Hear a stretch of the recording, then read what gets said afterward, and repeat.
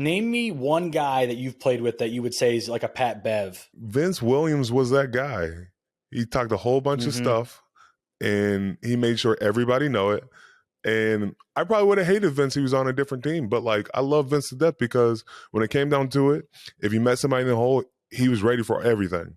And he would literally be talking to himself before the play. And then after the play, he'd still be talking to himself. One of the most trolling things Vince ever did was Christmas night when we played the Houston Texans. But I don't even know how DeAndre Hopkins caught the ball. It was an amazing catch. It's Christmas night. And so he lays on the ground and tries to do a snow angel. And Vince was like, bump that. He goes and lays right next to him just to spoil the camera moment. And so we were like, when you see that moment, it's just like Vince can be a big troll. And I've always loved that about Vince. What's up, everybody? And welcome to another episode of Not Just Football with Cam Heyward, presented by Caesar Sportsbook and the Omaha Audio Network. I, of course, am your host, number 97, Cam Heyward. And with me, as always, my producer and longtime friend, Hayden Walsh. What is on tap today, brother? Hey, man. Good to see you. Happy to be here. Obviously, we're going to cover this week's big game against the Jets. We're going to just discuss some changes that the Pro Bowl made. I'm really interested to hear what you got to say about that. But first, I want to discuss your shirt. You've got a really big week with the charity going on this week. Please fill us in and let the people know if they can help in any way. Yeah. Surprisingly, it's not like I need the help. Cam's kindness is more about just me giving back. I think I've had a lot of help along the ways. Been able to partner with a lot of great people and a lot of, whether it's my teammates, whether it's companies, we found some really cool ways to give back. So far in Cam's kindness, we've done some amazing stuff. I think Monday we kicked it off. Oh man, I'm blank. Wait, hold on. Let me think. I got to pull up. Hold on. Let's start that all over because I just need to pull this up to make sure I have it all right. Yeah. Okay. All right. I'll pick that back up. Let me see where. Yeah, we've had a unbelievable week through Cam's kindness, and we've got to do some really amazing, cool things with some great teammates, some great partners. To kick things off on Monday, I was joined by TJ Watt. We went over to Children's Hospital, and through the pandemic, this is me just learning this, but they weren't allowed to have guests. The patients were, and they weren't even allowed to have their siblings come. But before the pandemic started, they were able to create this studio. And so we got a chance to go in the studio and play a game of what's in the box. Me and TJ Watt are competing against each other. We got to stick our hands in the box. It was like, I think they had a trolley car. It was everything related to Pittsburgh. A train, a bridge, Heinz 57 ketchup, or Heinz ketchup. Why did I say Heinz 57?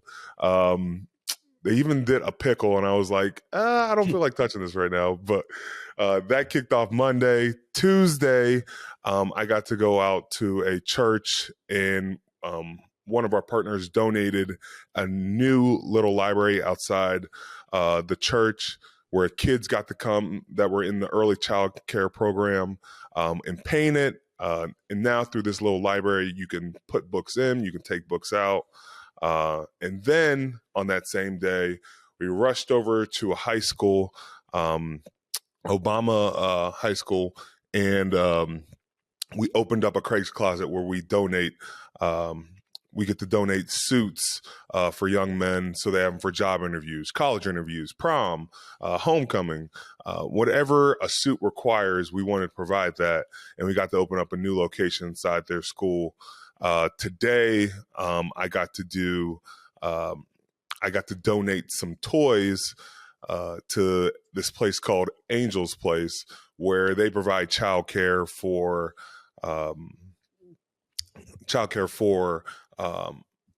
parents, single parents that are working and going to school.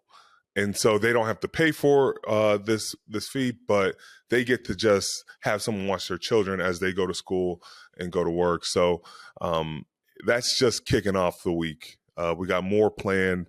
I like to think, for me personally, that I'm getting all the kindness out this week. So when it gets to Sunday, I have no kindness left. And so, I think it's a great way to, celebrate all the cool people and the great people living in our community. Give them a chance so I can help out. Tomorrow, I get to go out with some of my teammates and do some community service and cleanup. And so, it's just a blast being able to, even though we've lost these last 2 weeks, this has helped put it in perspective.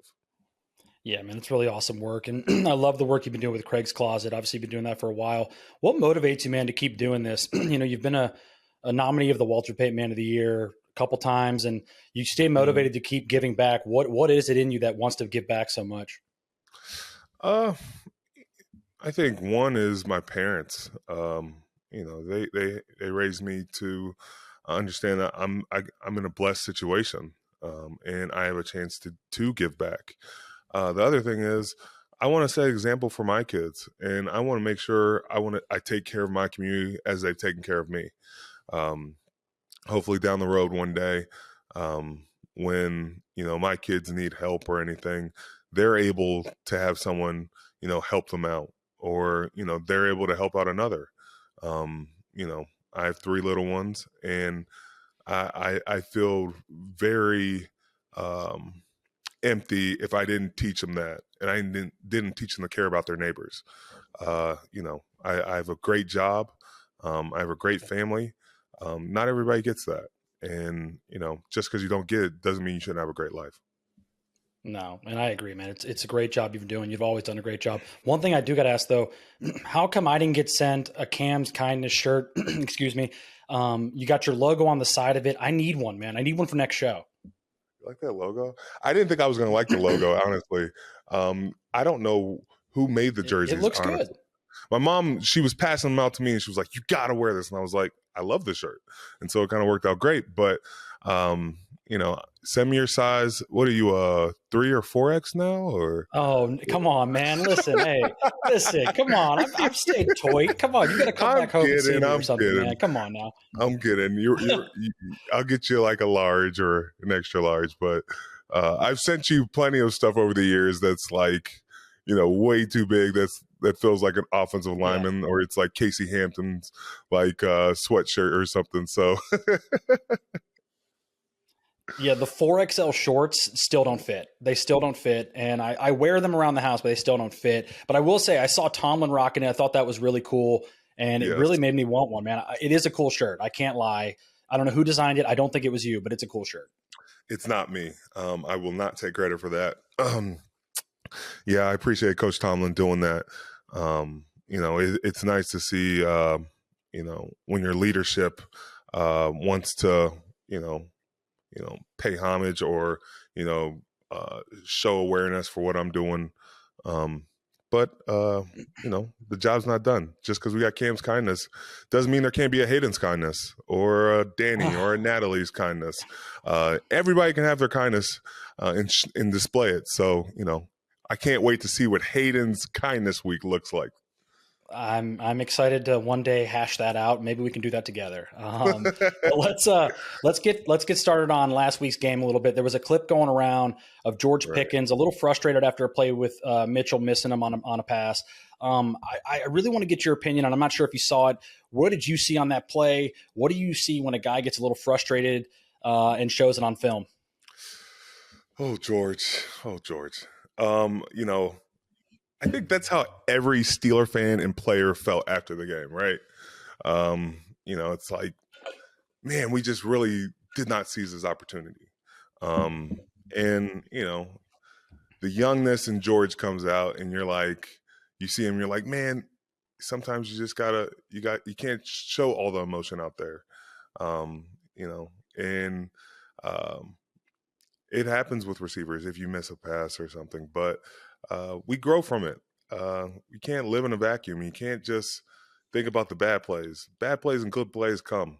And, it's good to get this frustration out, and hopefully we can, switch it around. When you watch the film, you got to be very accountable for your actions and what you have done. What could I have done better? Could I have done something better before that play? Then that makes me more enticing on that play. So on the next play, I can't speak for a receiver always, but every receiver thinks they're open, and sometimes it just doesn't work out that way. I've played with a lot of great receivers, and if you talk to any receiver, they are always open. I can recall AB being in triple coverage. Man, just throw me the ball. And that's what happens. But I love him. I love George. I love the way he plays. We just got to turn those into W's, and we got to turn those into catches. I'm sure Mitch and George have already talked about it. I love how Steeler fans bring these plays to us when it's you don't think we're looking at this right after the game? You don't think when I get off the plane, I'm waiting for the download to make sure I can get eyes on it, and I can make sure I can correct it right then and there. We're creatures of habit, and we want to succeed. It doesn't happen that way, and we have to improve. But that's not the first time we saw it.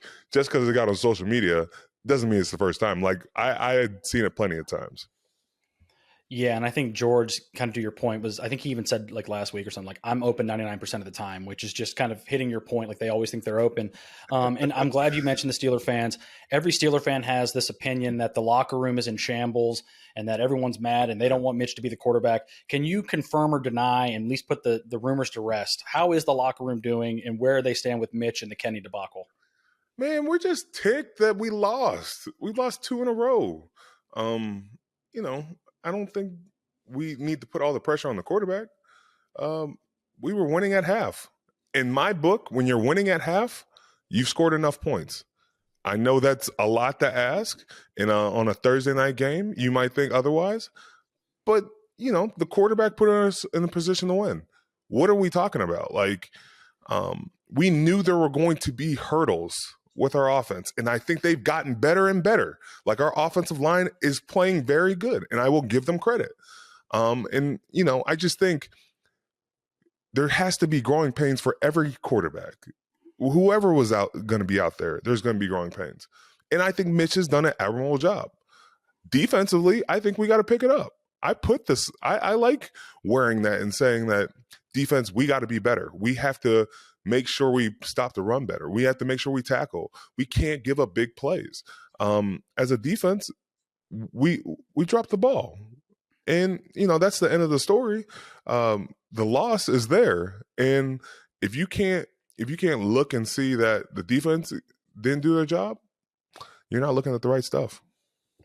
What did you see in the film, on film from the defense? Man, Coach T always calls it popcorn. It's one thing here, one thing there, another thing here. It just felt like it was never in unison. One time we're getting pressure, the next time we're not. Or if we get pressure, we're not having good coverage in the back end. It wasn't like we were working in unison. When you do that, on top of not tackling, you're setting yourself up for failure. I think Nick Chubb and Kareem Hunt are great backs, but we can't make them even better backs because of that. And I thought we did that. We didn't get off blocks well. Our communication was poor. And I own that. I'm not running from that. The best way for me to get over that is to get a win on Sunday. And that's the only way I can look at it. Yeah, do you think the defense is still adjusting to not having Watt on the field? I think it's that. Some of it I feel like we're trying to do too much around that. And, we can sit up here and say we got to plug in so many different guys to do what TJ Watt does. You can't do that. TJ is a special player. TJ is the defensive player of the year. Props for that and kudos for that. Let's stop making it seem like we have to be that. We just have to play our brand of football, be good at what we do, and when we fall short, change that and be better next time. There's a multitude of guys that have to step up, but I look forward to me being one of them. Yeah, and I think Watt's really hard to replace. I think he's got a crazy stat like 73 sacks in 77 games. So it's really hard to replace him with just one guy. How is he doing injury-wise, and do you have any good news to report? I am not the IR report.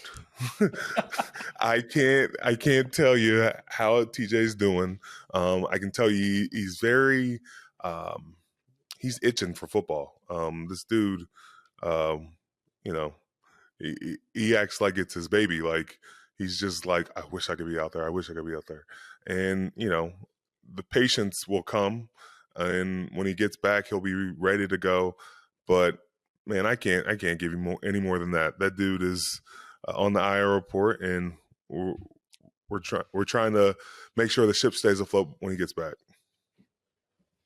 All right, Cam Schefter not going to give us the news. That's fine. I appreciate it. Yeah, let's move on. Let's put the loss in the rear view. Give me a preview on the Jets. News today: Zach Wilson has been cleared and is expected to start. How does that change the preparation from him to Flacco? One's young, one's old. I think Flacco is, we could talk about the age, and I'm just kidding. But for the most part, when you look at Flacco, he threw the ball like 50-something times versus the Browns, and that was a ton. I know they lost to Cincy this past week, but their offense, they've got some really good pieces. You got a guy like Garrett Wilson from Ohio State. Woo, he's pretty good. Mm-hmm. You bring a guy like CJ Uzma, who got hurt in the playoffs, but I thought he was a reason why they won a lot of games in Cincy. Got some really good guards in Laken Tomlinson and Elijah Vera Tucker. And then they got a two-headed monster in the run game. You got Breece Hall and you got Michael Carter. You combine all that on offense, whatever quarterback plays is in a good situation. Zach Wilson, man, he's got a young arm and can throw all over the place and is pretty mobile. We got to keep this guy in the pocket. We got to get good pressure. We got to have good assignment football. They got a good gadget guy in Berrios. They've got some really good pieces on that side of the ball. On defense, there's a kid over there, Quinnen Williams, who I'm very impressed with, who I think does an amazing job of rushing the passer. He's going to be the guy down the road that, is going to take the league by storm. I love the way he plays with his hands, get off blocks. You got CJ Mosley in the middle, always lining up, a Baltimore Raven guy that can blitz when he wants to, can drop in coverage and cover tight ends. On the outside, you got DJ Reed and Sauce Gardner. Sauce Gardner, that dude plays with a swagger, and you can tell that he's just getting more and more comfortable.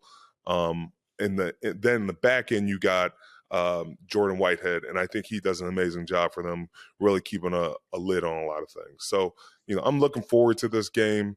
You can tell I've gotten the game report, and I've been studying a little bit, but this is the most important game right now. It's week 4, trying to get a sick taste out of our mouth, and Jets we got to go play them. Yeah, I'm curious with Wilson, since he hasn't played this year with this unit. How far back do you go in watching film on him, or do you watch any film on him because it is a different offense? It's a different offense, man. You look a little bit back last year, and then you try to take what they have this year, because they have a different offensive line. They've got some injuries at their tackles positions, and that's one thing to watch when you're going up against a guy like Alex Highsmith, who's leading the lead in sacks. I'm going to have to get him on the podcast. He's been balling out right now. But they've got some offensive line things they're working on that are different than they had past years. You get a guy like Garrett Wilson, and that's your number one guy right now, and that's who Joe Flacco's been looking at. So is Zach Wilson going to continue to just feature him as that go-to guy? And we'll see what happens. All right. So Sunday night, when you're sitting at home, what is the one thing you want to be most proud of your unit did that day? Stop the damn run.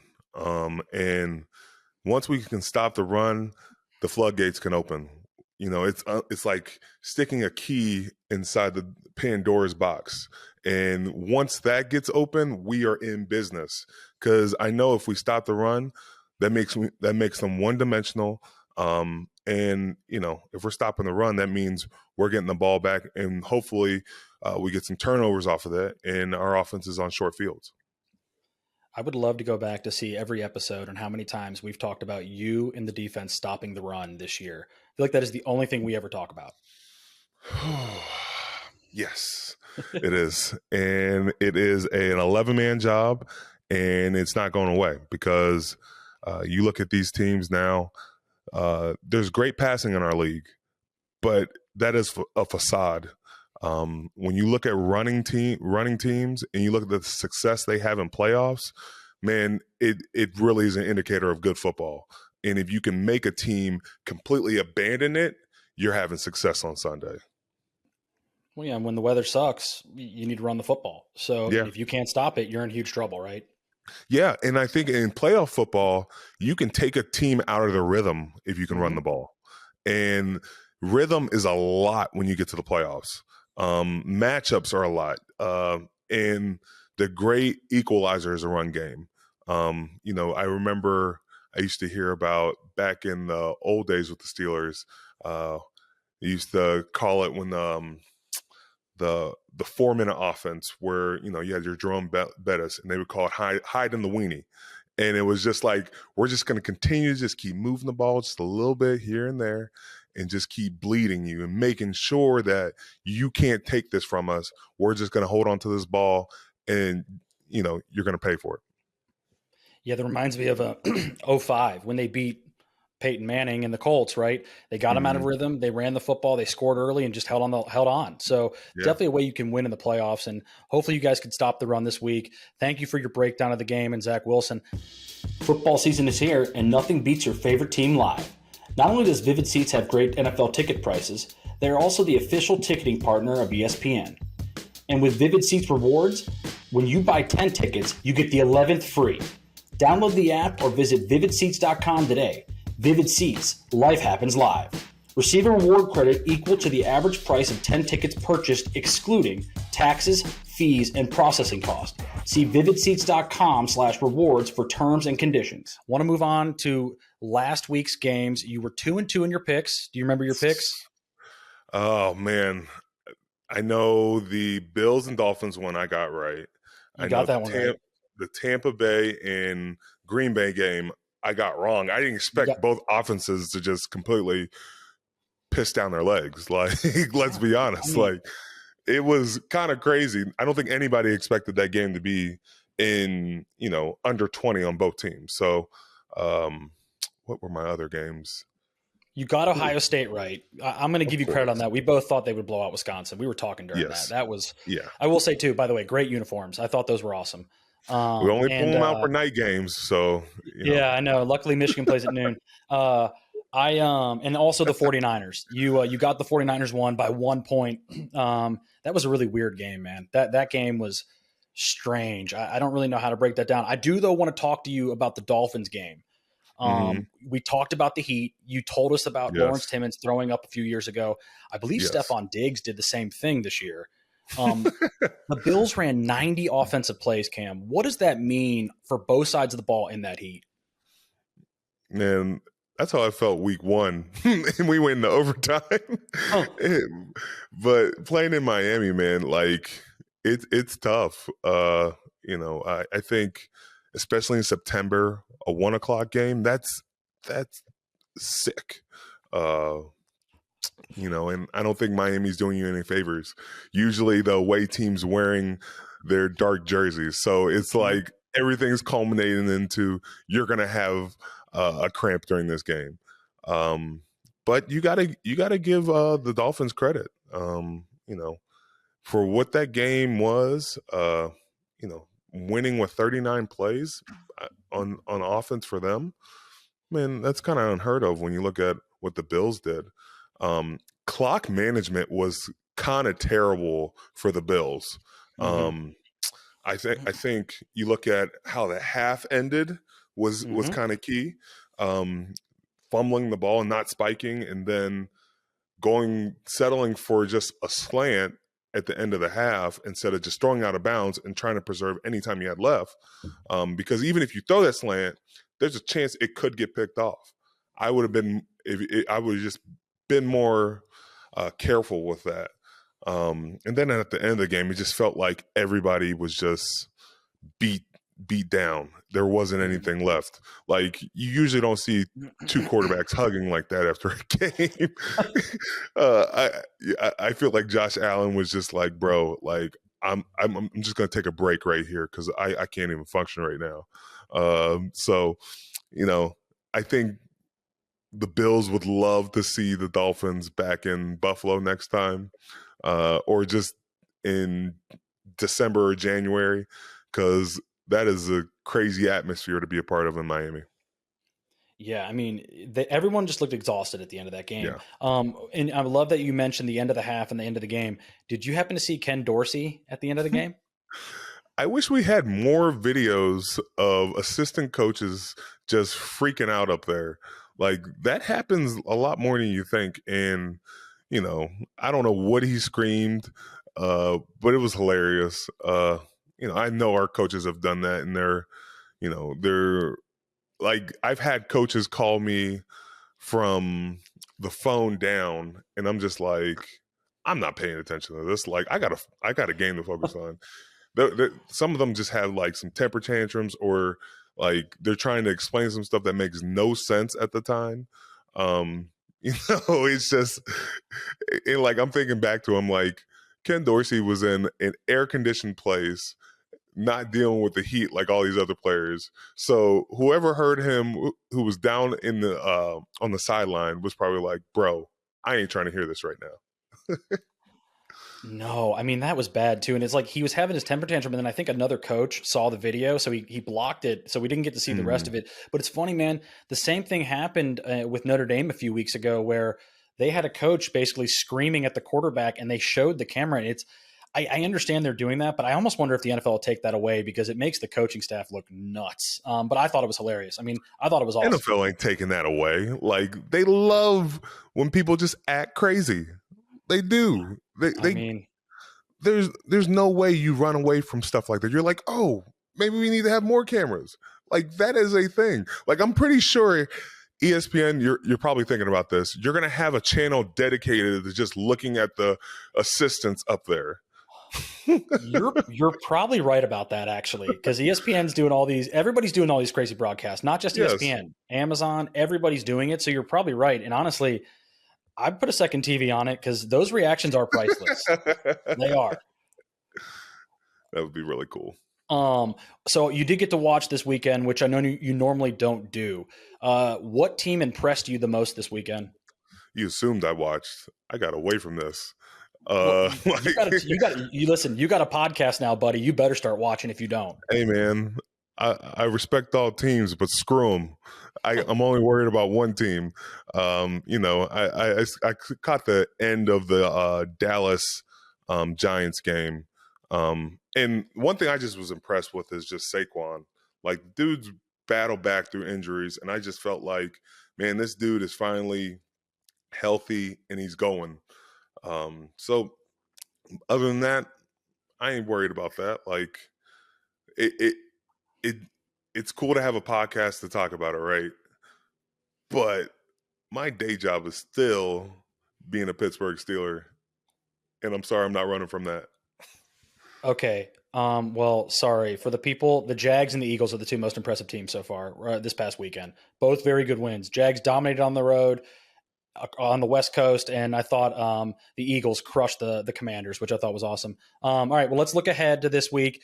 You got a couple big games. We're not going to discuss yours. You don't have to give me picks. I'm not going to force you to give me picks this time, right. But give me some keys to these games, because you've played some of these teams and you will play some of them. Let's start off with the Thursday night game. We got Dolphins at Bengals. The Bengals are a -3.5 point favorite, thanks from our friends at Caesar Sportsbook. Give me some keys to the game. The white uniforms. Yeah. That is a big key for the Bengals. Those are clean. I got to give them props with that. I think a big key is what does the Bengals defense do with the Dolphins? Because I think Tua's playing very well. And you hats off to him. I feel like he has command of the offense. The coach is putting in some really good wrinkles. But what the Bengals can do on offense, and they can give anybody trouble with that 3 wide receiver look they got. Taj Boyd, you got Jamar Chase, and you got T. Higgins. I feel like those guys can go out and make big plays week in and week out. How do the Dolphins match that? I think they have really good DBs, but the game comes down to the Bengals defense. Yeah, but the Dolphins were on the field defensively for 90 snaps Sunday in the heat. I have concerns about them holding up. You know how difficult that is to travel on a Thursday night and to play a really tough opponent too, right? I mean, that's not an easy game. You brought up a great point. Yeah, like coming off of that game and then going straight to a Thursday night game is no fun. And there's not going to be a lot of hitting before then. So we'll see what happens. It's going to come down to who executes the best, who is able to run the ball the best. That's who's going to win the game. One thing I did want to ask you: did you see Tua on Sunday when he got up and then fell down? Do you really think he hurt his back? I don't like to question somebody's injury, but no, I think he was hurt. But was it his back? I guess my question is the question. Yeah. Unless he was saying spinal, I don't think, I don't think he said, I broke my back. Like, I think, I'm thinking for the most part, I hope it wasn't concussion, because, we've tried to be more vocal about concussions and making sure players stay healthy. And he's a great talent. You hate to lose a guy like that, but definitely when you saw the play, you're like, nah, I think that's more than just a back. Yeah. I'm glad you saw that too. All right. Next game I want to talk about, really probably the best game of the weekend, in my opinion. Two teams that you will play this year, Bills at Ravens. I do want to ask before you answer this question on the keys, -3.5 point favorite Bills on the road. If you had to pick one to win a game tomorrow, Josh Allen or Lamar Jackson? Who's my defense? That's not part of it. You got to pick one to win it. It's such a tough question, but it is, because I feel like both of these dudes are really good players, and they do it in different ways. Josh Allen, I feel like maybe a little bit better passer and can throw a deep ball better than anybody in our league. But I think Lamar is great with his feet, and he can deliver some really gorgeous passes to Mark Andrews. I think Lamar just gets a bad rap because I think he's just an athletic quarterback. But I feel like both of these guys can win you a game when you need to win them. Yeah, what's the key to Sunday? Defense, because the Bills,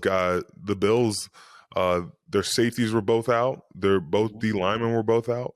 That is going to play a major factor. And I feel like I'm a homer because I'm saying defense, but guys, when you're missing a lot of your defensive stars, it's hard to, play a guy like Lamar Jackson with your starters. Now you're asking them to, do some things they're not accustomed to.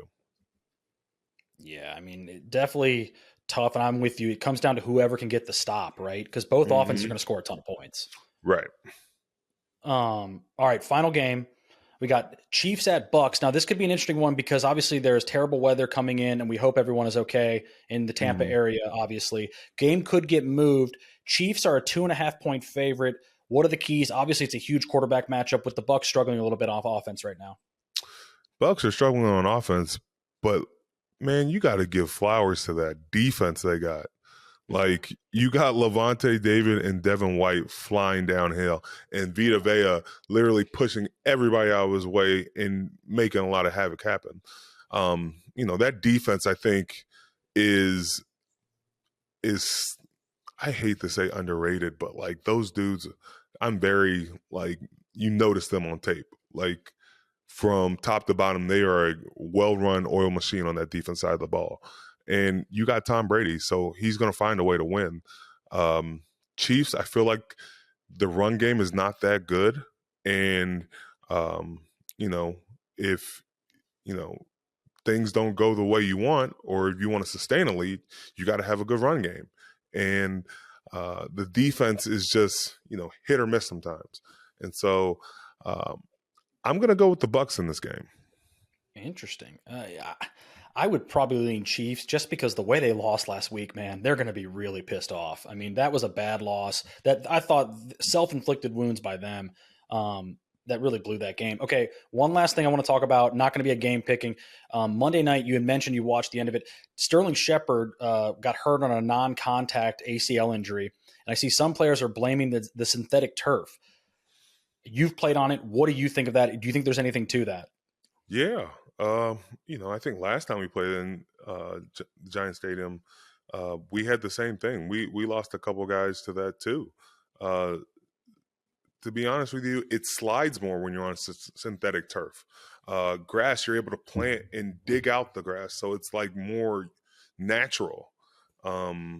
It's becoming more and more a thing where, some of these fields aren't kept like they should be. And it's not the easiest.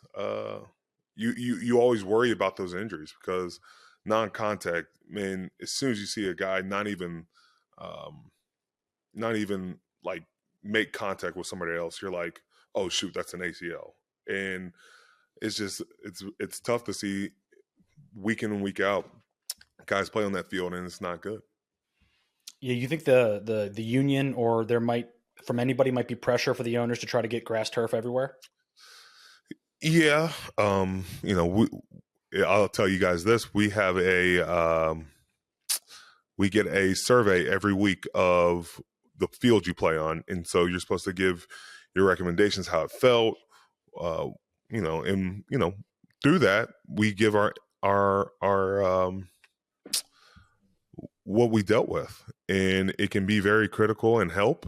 Hopefully down the road we're able to change some of these fields, but that's money, and it's going to cost somebody to change those out. Yeah, and obviously it always comes down to that. Another change this week, the Pro Bowl. You see how they changed up how they're going to play that? Going to have a little skills competition and a flag football game. You excited about the change? I'm excited about it. I just got to get to the damn game before I can get excited about it. I think it's really cool that, they used to have these games or competitions back in the old days when my dad was even the Pro Bowl. They used to have the Pro Bowl games, and it would be like a bench or, hitting the gauntlet through passes and such. It's cool. I know everybody wants a better game, but I've seen guys get hurt and they're going into contract years, and sometimes you have to adapt. And I feel like the flag football is a great way to adapt. It's hard for guys to, want to play hard when there's a risk of injury after the season and you hadn't been playing for like 2 or 3 weeks. It's going to be cool to see. I know our boss is in charge here at Omaha Productions, but looking forward to. Hopefully, I'm too busy and I can't go to the Pro Bowl, but yeah, we'll see what happens. You don't think defenders want a more physical Pro Bowl? Like they'd rather take it easy as well, right? I don't shy away from contact. I'll say that. Like, even in an exhibition game like that, you really want to hit. I'd rather hit than do the lazy, oh, let me stay in front of you and do that. It's usually offensive guys talking to us like, bro, like, chill out. Like, I'm trying not to get hurt. I get to more engage than say, hey, you can knock me back. I'm not doing that. Like, I'm not putting bad tape out there. Wow. Every tape does matter. So I love the competitiveness. What would be your ideal skill challenge to do? Even if it was like the old ones that we talked about. Definitely not an eating contest. But I think, there's some really cool things we can have. I love doing the dodgeball challenge. I think it's really fun to take part in. I wish we had more challenges. Me and you used to always play laser tag, so I know I would kill everybody in that. My nickname back then was Sunshine, and I would love to just go around shooting all the players, all the old linemen, and just say, "You got killed by Sunshine."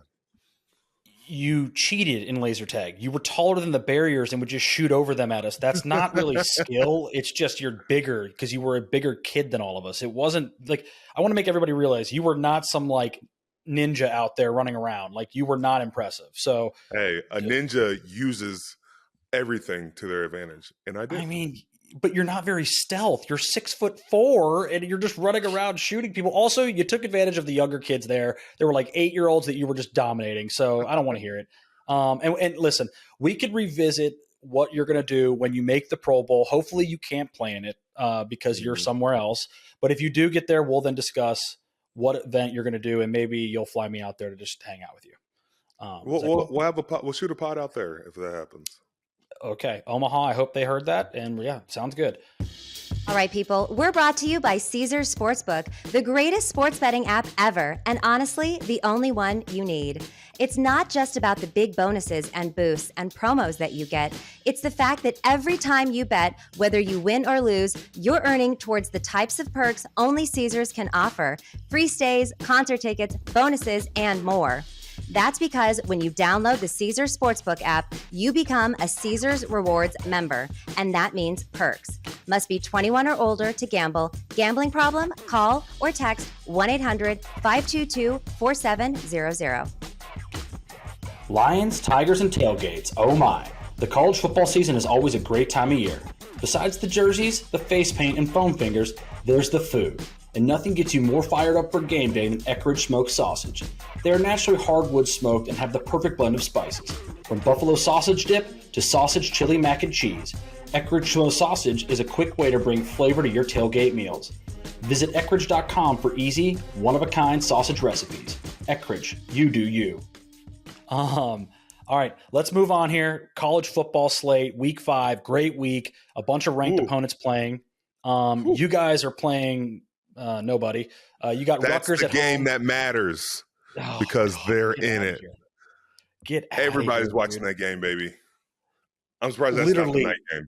No one is watching that game, okay? You're watching it. Not even the parents of Ohio State Rutgers players is going to watch this game. You're watching that. It's a joy to see Ohio State play. Enjoy it while you can. It's not. It's not. So I'm guessing that you would have Ohio State to cover whatever the spread is against Rutgers, I'm guessing, right? If it's not absurd. I hate the absurd where it's like, oh, yeah, 52-point spread. Like, come on. I'm not doing that. I mean, it's probably that. I told you last week, though, they could have covered 100 against Wisconsin. That was dominant. I mean, I will say, very impressive. I thought the uniforms were really cool, and they looked really good last week. You had to be pretty happy about that. Yeah, very happy about it. That's what we're supposed to do. Big Ten opponent. Going into a Wisconsin game, you better stop the run or they will run all over you. I thought we did a great job stopping the run. And we're only going to get healthier. We got to get in the Jigba back.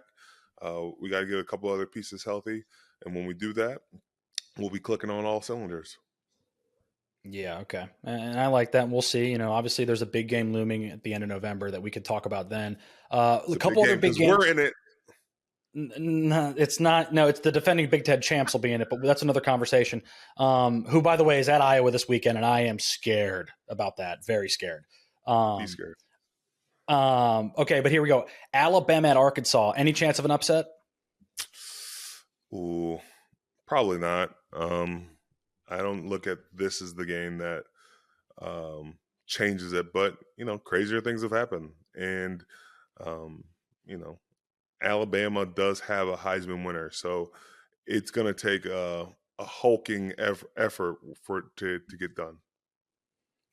Yeah, I mean, it's always tough playing Bama, and I think that they're going to be revved up, especially going into Arkansas. NC State at Clemson.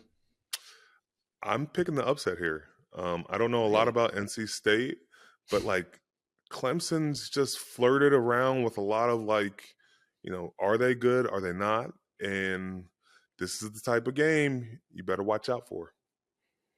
Yeah, I mean, they gave up 45 points on the road last week, played a tough game against Wake Forest, so we'll see how they rebound. All right, last one. Your favorite darling, Kentucky, is heading to Ole Miss. I like the upset here big time. Lane Kiffin's going to do his thing. How many times do we say Lane Kiffin's going to do his thing? Way more than we should. I mean, that's fine, but you believe in Kentucky all you want, man. I'm sorry. Ole Miss is going to win that game. I like the quarterback, man. Like, that dude could have left last year and came into the league. So I think having good quarterback play in the SEC, it's going to allow you to win a lot of games. And I'm not so sold on like an Ole Miss team. I just think you're going to outscore them, and I don't know that Kentucky can do that, but we'll see. I mean, we're going to see. And all right, so just for the record, Ohio State covers, Bama wins, Clemson loses, and Kentucky wins on the road. Yes. All right, we will revisit these next week. I'm a homer or anything. Like I gave you an upset there. So yeah, no, you did, and you're 500 on your picks this year, so you're even. That's all we can ask for. Yeah, ride with me. I hope you win 50% of the time. Yeah, if you want to come out even, just ride with me, I guess. All right, keep going, buddy. All right, let's switch gears here a little bit. Not just football topics. NBA Media Day happened earlier this week. A lot of interesting stuff from it. Anthony Davis, though, said the Lakers are underdogs. What's up with that? What's up with that? Yeah, you think they are? It's the truth. You don't make the playoffs last year, and Anthony Davis being hurt most of the time. Everybody really down on a Westbrook, Beverley thing, and so it's hard for me to I'm pulling for the Lakers. I want LeBron to succeed, but man, the Lakers are viewed as they're not going to be the top dogs this year. Like a lot of people are picking the Clippers over the Lakers. Yeah, I mean, I'll tell you right now, though, have you seen the Clippers roster? They are loaded. They have a really good roster, but no team with LeBron James is an underdog or Anthony Davis. Oh. So I say everybody look at the Clippers roster, but did they win the championship this past year? I mean, they didn't have their best player. Who's back? Still waiting. Did they win? Listen, okay, would the Warriors have won without Steph? Probably not, right? I mean, come on. Like, Kawhi's back. That roster's loaded, man. They're loaded. They're really good. I don't know. Listen, we can agree to disagree on that because I'm telling you right now, that team is my favorite to get to the finals this year, if healthy. Favorite? Oh. Yeah, if healthy. It got to be healthy, if healthy. Oh, man. And a lot of ifs over there, bud. There are. We'll see. If they're healthy, they'll be fine. They match up with everybody perfectly. Who matches up with the Warriors? The Clippers do. Look at the roster. Okay. Dude, Kawhi and Paul George can both play defense. Come on, man. And Norman Powell, they got a good roster over there, man. Really good roster. Staying in LA, though, another thing from Media Day, Russell Westbrook and Pat Bev look to have squashed the beef. How do you think that went? Obviously, they were formal rivals and really didn't like each other. How do you think that them squashing it went? I think everybody's your enemy until they're not your enemy. And you look around the league, and the way I look around the league, I don't care for offensive linemen. I don't look to pick them up. You're not my teammate. Like, I don't really, it's Cam's kindness, but not on Sunday. And so, I think now when you become teammates with somebody, it's like, okay, now I really see how you are. We're on the same team. You better annoy everybody like you used to annoy me, but I'm going to help you, dominate, and I'm going to help you. I'm going to put you in good situations. And I feel like both of them together could be a very good defensive matchup for anybody. I mean, very tough matchup for anyone. So we'll see what happens going forward, though. Yeah, I think Pat Bev is one of those guys that you absolutely hate his guts when he's on the other team, but he's like your best friend when he's on your team, right? Mm-hmm. Yes, hands down. Actually, I want to ask you this. Name me one guy that you've played with that you would say is like a Pat Bev. Like, who is that guy that you played with? Who's like a Pat Bev? In Just terms never of what? Stop talking. Never stops talking. Just oh man, never stops talking. Just physical and gritty. Just a gritty guy. Like Vince Williams was that guy. He talked a whole bunch of stuff, and he made sure everybody know it. And I probably would have hated Vince if he was on a different team, but like I love Vince to death because when it came down to it, if he met somebody in the hole, he was ready for everything. And he would literally be talking to himself before the play. And then after the play, he'd still be talking to himself. I don't know how, it's not dirty or anything, but like one of the most trolling things Vince ever did was Christmas night when we played the Houston Texans. And I don't even know how Deshaun, not Deshaun, but it was Hopkins. It was DeAndre Hopkins. DeAndre Hopkins. I'm sorry for butchering that, but I don't even know how DeAndre Hopkins caught the ball. It was an amazing catch. It's Christmas night, and so he lays on the ground and tries to do a snow angel. And Vince was like, "Bump that!" He goes and lays right next to him just to spoil the camera moment. And so we were like, when you see that moment, it's just like Vince can be a big troll, and I've always loved that about troll. I've always loved that about Vince. Yeah, that was the exact name I was thinking. As soon as I said tough guy who talks, it was Vince Williams that popped in my head. I'm happy to hear that. That's who it was. All right, a couple of things I did see from Media Day. Did you see the picture of Zion Williamson? Zion looks like he's in shape. I'm glad we don't have to see any more of those commercials where he's on the couch drinking a Mountain Dew or something, looking like he's gained some weight. But dude put in some work, and you got to respect it. And the whole NBA is probably on notice. Yeah, they a dark horse. That's another roster I really like. You got McCollum. You got Zion, Brandon Ingram. They have Valanciunas too, don't they? Right. I mean, it's going to come down to point guard play. And, in this league, you have to have really good point guard play because every team has a really good point guard. So that might be their Achilles heel. But when you have a guy like Zion, it's going to be fun to watch this year. Yeah, no, I mean, I definitely love the roster. And I think a guy like Zion opens everything up for everybody else too. So when he starts to play with CJ McCollum and Brandon Ingram, and then you add Valanciunas, a couple other guys too. I mean, I really do like what they have there. And if he looked really good. He looked like he really trimmed down this summer. Yeah. I don't know what it was, whether it was eating better or, conditioning better. I think it was always funny to me how it was, Zion walks weird. And so we had to pre-teach him how to walk. Like, come on, this dude can literally jump out of the gym and we're worried about how he walks. And I agree. It'll be fun to watch him play again this year. All right. So I'm going to test you a little bit here. We're going to do a little over-under win projections. These are provided by Caesar Sportsbook. All right. We're going to do Eastern Conference version. I'm going to give you a couple teams. I'm going to give you their over-under. You tell me if they're going to go over or under than that in wins. Okay. Yep. All right. The Celtics, 53.5. Over. Okay. I like the addition of a Malcolm Brogdon. I think that really helps solidify them at the point guard spot. And, you are still able to keep your main core. So we'll see what happens going forward. You're going to say yes to all of these, but let's just keep going. Bucks, 52.5. Over. Giannis, baby. Giannis. I like that roster too. I like the roster. Yeah. Middleton, Holiday, they're good. They're a good team. I agree with that one. 76ers, 50.5. Under. Oh, you finally did it. Good job. I had to give you one. Look at you. I had to give you one. You step it up. Look at you step it up.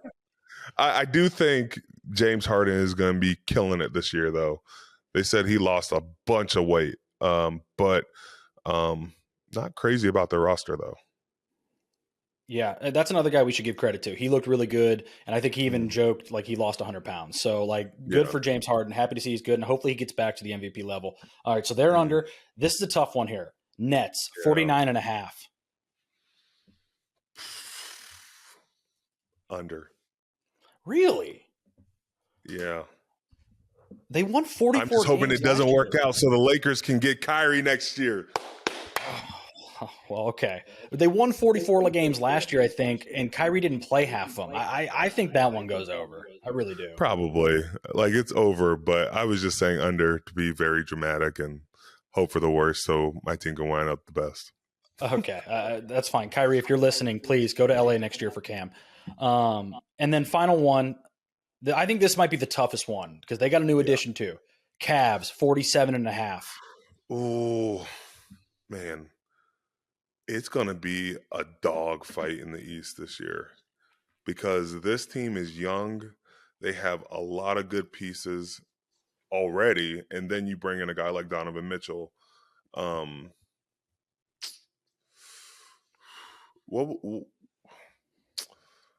man. This is tough. If this helps, they won 44 games last year. Okay. I'll take the over. I'll take the over because I feel like Donovan Mitchell gets you at least 4 more games. So let me ask you this. Are they going to be better than the Nets, you think? I honestly think they have a better chance to be because they have a lot of length. They can shoot very well, and they're young. And so, the only thing is Donovan Mitchell, he's a shooter that shoots in bunches. And so he can catch fire or he can get cold. And with that type of team, you gotta be on a little bit more. You gotta be more your field goal percentage needs to go up in this type of offense with them. My only fear with them is the backcourt defensively. I worry about Garland and Mitchell together. I just feel like that's something that could be taken advantage of. But they do have good size with Mobley and Jared Allen. Love Karis LeVert, obviously. And Kevin Love's still there, man. So would love to see Kevin Love make another run. If Kevin Love winds up winning another championship without LeBron, that would be really cool to see. Yeah, I'd be happy. I'd be happy for Kevin Love. But thank you for giving us your over-unders. I'm glad that you're kind of moving into this. I feel like you've never done this before. So we want to thank Caesar Sportsbook too for giving us those over-unders. So thanks. Yeah, thanks, Caesars. Everybody's helped me along the way, whether it's Caesar Sportsbook, or we got our road mics. Everybody's given us a little bit of love. Gotta appreciate it. But that's how we do it on a Not Just Football podcast. Hayden, how you think we did today? I think we did good. I think we covered a lot. Obviously, you had to talk about the loss a little bit. And it was cool to hear about Cam's kindness, and I'm really proud of everything you do, man. It's awesome, and you're awesome. So great job, man. Oh, that's like the first nice thing you've ever said to me. That's harsh. Come on now. I'm kidding. Come on now. But guys, I want to say thank you for listening and tuning in to our show. We'll see you next time. We got more Cam's kindness on the way, and I'm praying for a win on Sunday. Hopefully our Steelers fans are too. So see you next time, and thank you for taking in the Not Just Football podcast.